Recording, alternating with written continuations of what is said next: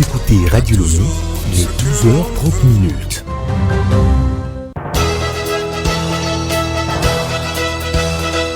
Le journal Hervé Segbon.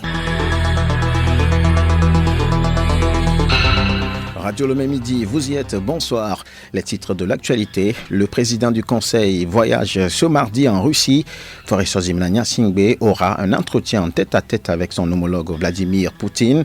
Au menu des discussions, la coopération bilatérale Russie-Afrique, notamment dans le domaine de l'énergie, l'économie et la sécurité alimentaire. À l'est de la RDC, le doute plane sur un accord de cessez-le-feu. Partenaires et médiateurs appellent à la prudence. Radio Le Même Midi, c'est également la page économique. Léontina Togima évoque ce mardi les critères de réussite d'une entreprise. C'est dans le cadre de la Semaine mondiale de l'écosystème entrepreneurial. Enfin, sport, football, ils sont désormais connus, les nominés Ballon d'Or africains. La surprise, l'absence de l'attaquant guinéen Seyrou Guirassy. Voilà pour les titres, bienvenue. Radiolomé.tg.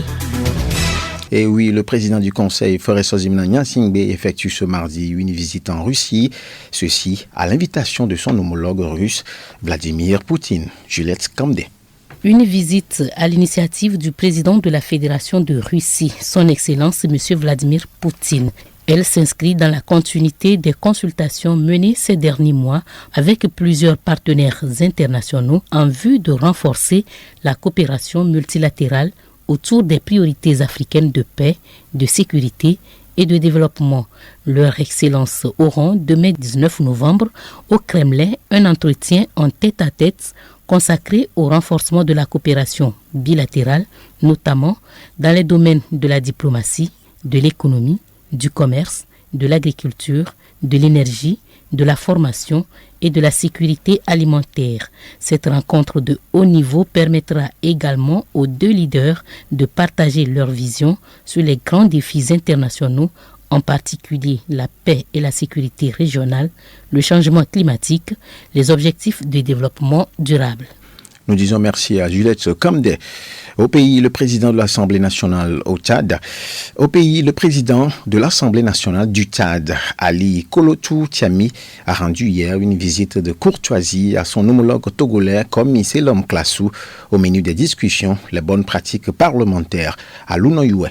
La rencontre entre les deux hommes d'État s'inscrit dans le cadre du renforcement des relations interparlementaires entre le Togo et le Tchad et vise à promouvoir la coopération entre les deux assemblées nationales et à échanger sur les bonnes pratiques parlementaires.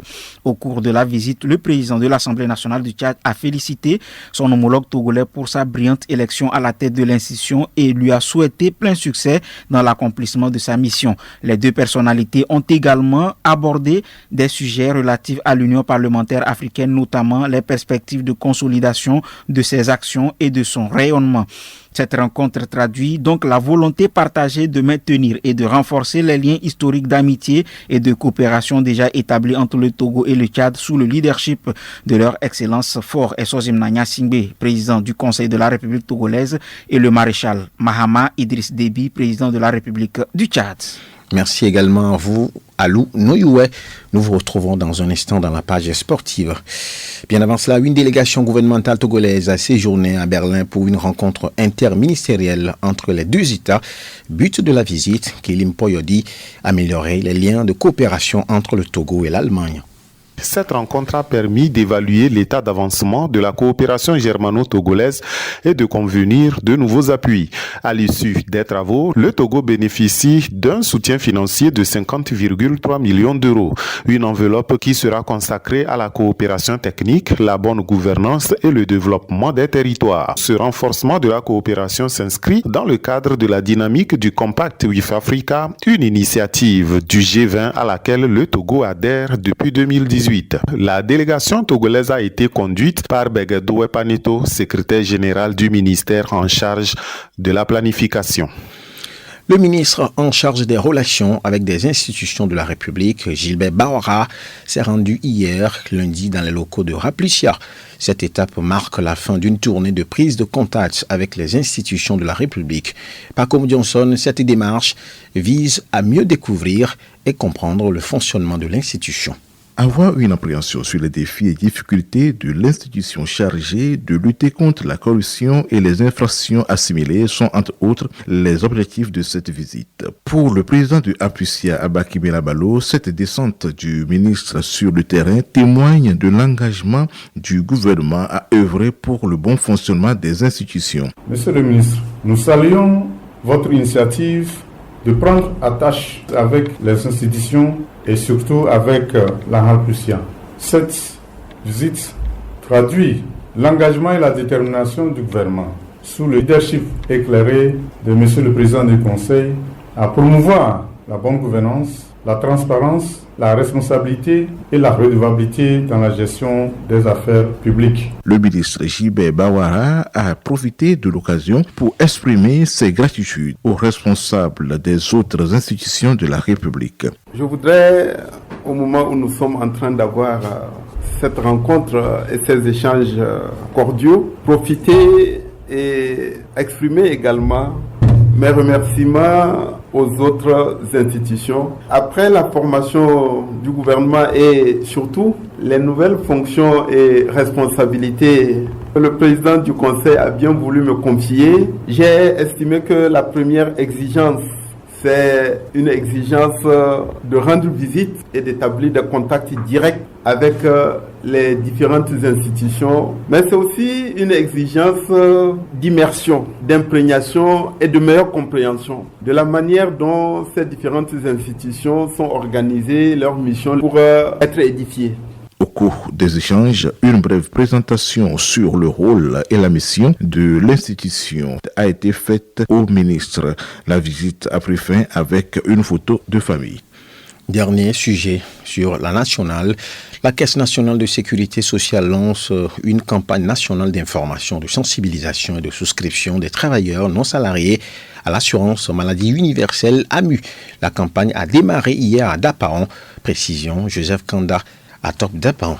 La Caisse nationale de sécurité sociale a lancé une campagne nationale d'information, de sensibilisation et de souscription des travailleurs non salariés à l'assurance maladie universelle ce lundi 17 novembre à Dapaon. Cette initiative se situe dans le cadre de l'extension du régime d'assurance maladie universelle instauré par le gouvernement. Le but est de permettre à tous les travailleurs non salariés de bénéficier d'une couverture médicale. Minang Chanati, responsable de la division immatriculation et gestion des carrières à la CNSS. Il s'agit d'un engagement du président du Conseil qu'il a pris dans le cadre de la feuille de route gouvernementale depuis 2020 d'inclure toute la population dans la protection sociale. Et c'est cet engagement qui est en train d'être rempli. Et les TNS sont la dernière couche qui est intégrée à l'assurance maladie aujourd'hui. Donc à partir de maintenant, c'est toute la population togolaise qui est couverte par l'assurance maladie. La campagne se déroulera jusqu'au 31 décembre sur toute l'étendue du territoire et c'est la région des Savanes qui ouvre le bal. La représentante du directeur général de la CNSS,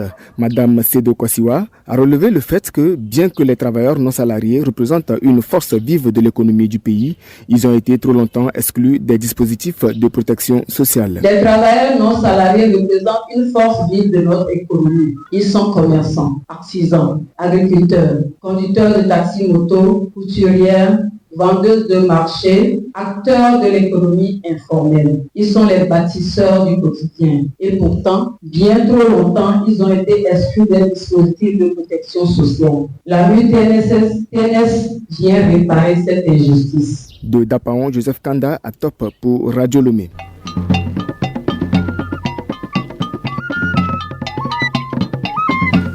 Radio Le Même Midi, actualité internationale à l'extérieur de la RDC. L'accord cadre de Doha signé entre Kinshasa et le M23 montre déjà ses limites, alors que l'essentiel des discussions doit encore se poursuivre jusqu'au 29 novembre prochain.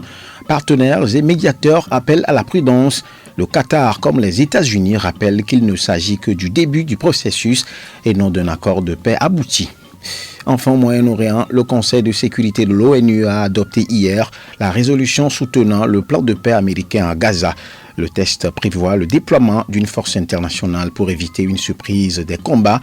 Si l'autorité palestinienne salue cette avancée, le Hamas la rejette, jugeant que la résolution ne répond pas aux droits du peuple palestinien. 13 pays ont voté pour, tandis que la Russie et la Chine se sont abstenus. De retour chez nous à la rédaction de nos dossiers initiés, le premier conseil des ministres du gouvernement de la 5e République tenu vendredi dernier sous la présidence du président du conseil Forestosi Mnangagwa a procédé à l'adoption du projet de loi de finances 2026, un budget résolument social marqué par 3 innovations majeures. En quoi consiste-t-elle? Adam Adronou.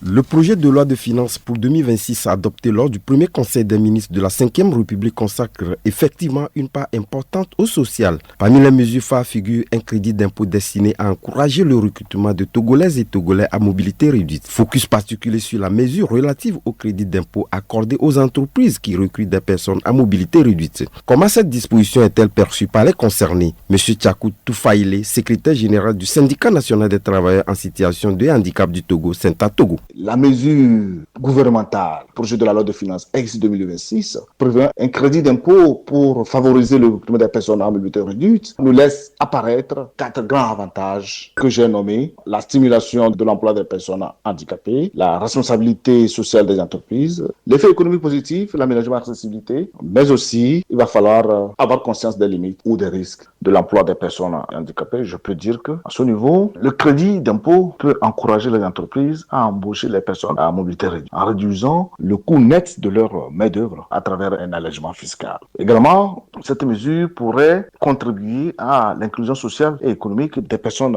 à mobilité réduite, en leur offrant des opportunités d'emploi plus nombreuses. Si le crédit d'impôt n'est pas bien conçu, les entreprises pourraient abuser. Pour les organisations de défense des droits des personnes handicapées, cette disposition sociale du budget 2026 s'inscrit dans une dynamique plus large de promotion de l'égalité des chances. Elle renforce l'idée que chaque citoyen, quelles que soient ses capacités physiques, doit pouvoir contribuer à la vie économique du pays. Le gouvernement qui table sur une mobilisation accrue des ressources internes pour financer les priorités nationales entend ainsi traduire dans les faits sa volonté d'un développement plus inclusif. Adam Adronou, merci. Nous sommes dans la semaine dédiée à l'écosystème entrepreneurial, une semaine débutée depuis hier dans le monde, occasion de stimuler entre autres l'innovation et la résilience dans les entreprises.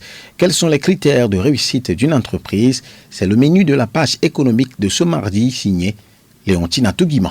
La réussite d'une entreprise dépend de plusieurs critères. En premier, un environnement économique sain. Pascal Edo Agbové, consultant en entrepreneuriat. Il faut d'abord un bon climat des affaires, c'est-à-dire un bon environnement dans lequel l'entreprise évolue, c'est-à-dire un environnement juridique et fiscal favorable à la promotion de l'entreprise.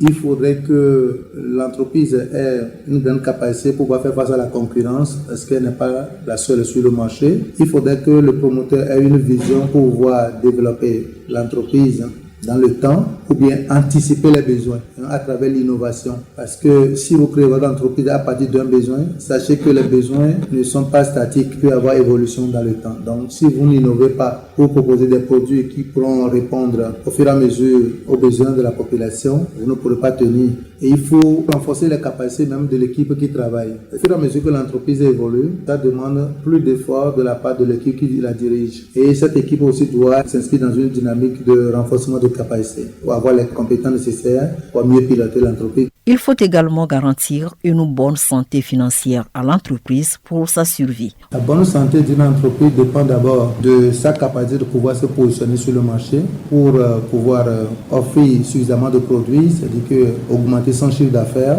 Quand l'entreprise fait face à la concurrence, il faudrait que les promoteurs ou bien les dirigeants soient en mesure de définir des stratégies marketing devant leur permettre de pouvoir se positionner sur le marché. Également, la bonne gestion des ressources issues d'activité. Vous réalisez des revenus et que vous ne les gérez pas très bien, votre entreprise peut mourir. Donc il faut la maîtrise des dépenses. Il faut une bonne planification pour permettre à l'entreprise de se positionner par rapport à ses concurrents et de maintenir sa performance sur le marché. Disposer des mécanismes de financement est un allié au développement de l'entreprise. Sport, football, menu très intéressant. La Confédération africaine de football a officiellement révélé dimanche la liste des 3 finalistes en lice pour le Ballon d'Or africain 2024. À un autre niveau, la date du tirage au sort et le format des éliminatoires de la CAN 2027 a été dévoilé. Et puis, en visite au Togo, la FIFA est satisfaite de l'avancement des travaux sur le site du Centre technique national à Glavé, à Lunoyoué. La délégation de la FIFA conduite par El Hadj Ouak Diop est allée constater de visu l'évolution des travaux sur le site du centre technique de Bavé. Après la visite, El Hadj Ouak Diop a déclaré avoir un profond sentiment de satisfaction et qu'il voit un chantier qui avance et prend forme. Il est donc rassuré pour la suite des travaux. Pour lui, l'état d'avancement du chantier de ce centre démontre l'engagement de la Fédération togolaise de football dans sa volonté de moderniser le football national. Sur le continent, les 3 joueurs nominés pour le Ballon d'Or africain sont connus depuis dimanche. Il s'agit de Achraf Hakimi du Maroc, le pharaon d'Égypte Mohamed Salah et le Nigérian Victor Osimhen.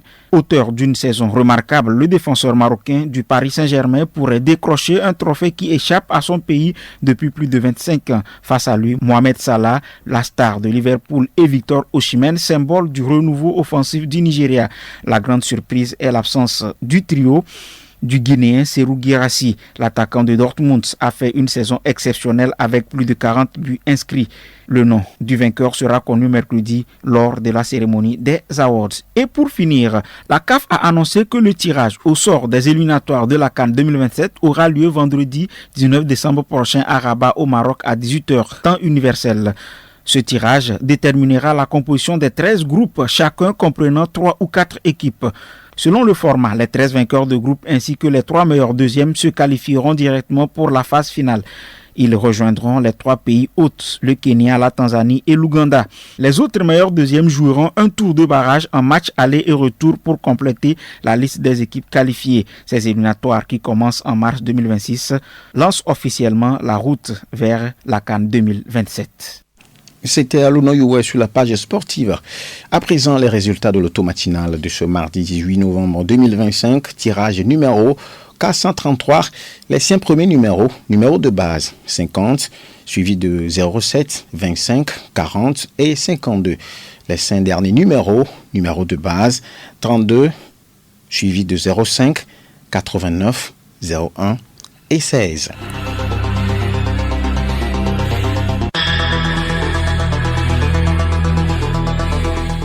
Ainsi s'achève Radio Le Midi. Merci de nous avoir écoutés. Le rappel de l'essentiel, le président du Conseil voyage ce mardi en Russie. Foreso-Zimna Gnassingbé aura un entretien en tête-à-tête avec Vladimir Poutine. Au menu des discussions, la coopération bilatérale Russie-Afrique, notamment dans le domaine de l'énergie, l'économie et la sécurité alimentaire. Et puis, à l'est de la RDC, le doute plane sur un accord de cessez-le-feu. Partenaires et médiateurs appellent à la prudence. Allez, bonne condition d'écoute sur Radio Lomé.